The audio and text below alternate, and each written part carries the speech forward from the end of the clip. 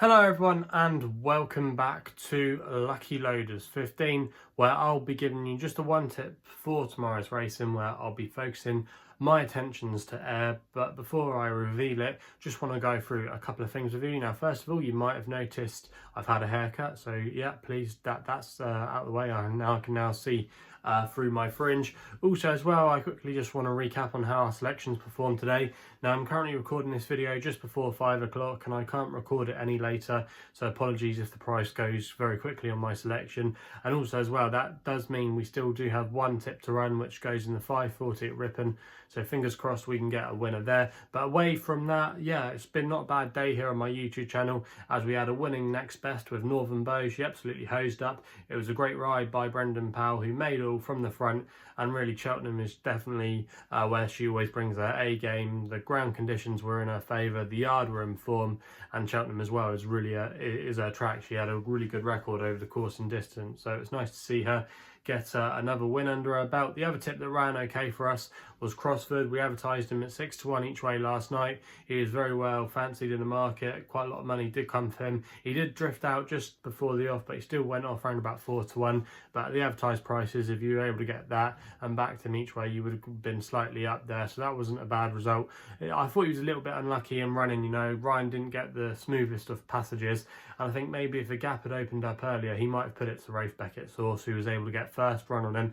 But I think he'll come forward for that run, and he's still a horse to keep on side this season, I think, because if you actually look at the win at Newcastle, that form has really been boosted. So Crossford, I think he's a nice horse that will be going places, and he could be one to keep on the side and could win a decent pot later on this season. So yeah, Crossford definitely one for the tracker. The one that did run below par for us was my long shot of the day, which ran in the Craven. I put up Ackman for Jim Crowley and Brian Meehan. There was a little bit of money around for him. He was around about an 8-1 shot come post time.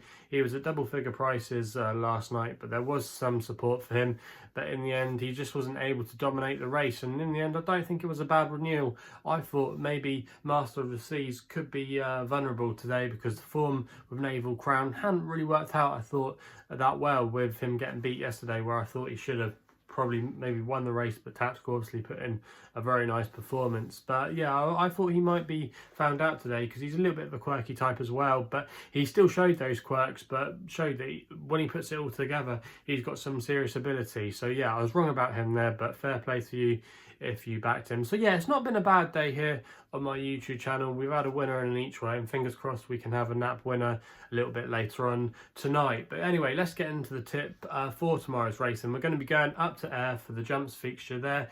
Now, this horse I'm going to be putting up here, he is a bit of a head banger, because he always catches the eye. He always has a lot of things you think in his favour, but I'm hoping tomorrow can finally be his day. He runs in the 350, and that is Dino Velvet for Adrian Heskin and Alan King. Now, you can currently back this horse at 7-1 at the time recording. That was available with Paddy Power and Betfair, and I'm going to recommend a 1-point win bet here. Now, this horse is now down to a very reasonable mark. He's now rated 123, which is £1 below his last winning mark, and his last win came a couple of years ago at Market Raisin, when he won there off a mark of 122. He was subsequently put up by the handicapper to the mid 130s, and I think he's never really recovered there. The handicappers always had him, but this season he's really been coming down the weights.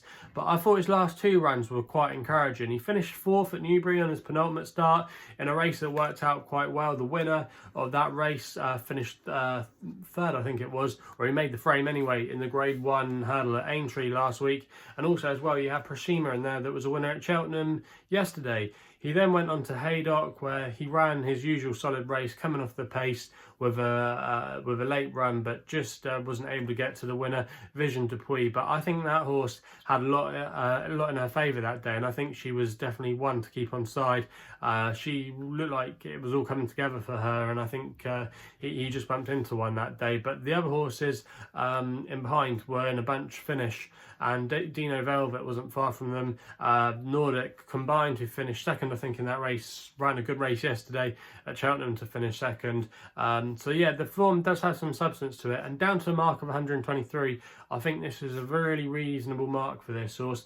Also as well, returning to air, I think will be good for him. I think he actually won this race if you go back far enough 3 years ago, and also as well in 2019 he finished second in the Scottish Champion Hurdle behind Vidana Blue, so he does have a lot of smart form next to his name, and I think in this race it could set up quite well for him. You're going to have a few horses that like to get on with things, and if they do go hard, it could set up quite nicely for him. The ground should be in his favour, and yeah, even though he is a really hard horse to win with, I just think he's going to have a lot in his favour tomorrow. And Alan King as well always likes to target runners at this particular meeting. So lots to like, I think, about Dino Velvet tomorrow. I can see if you don't want to back him, that's fair enough. You know, he's a horse that is very frustrating, is becoming a little bit maybe like a single farm payment, but I just thought tomorrow could be his day, and I thought his last two runs were fairly encouraging with some of that form working out. So yeah, Dino Velvet, he's going to be my nap tomorrow in the 350 at air,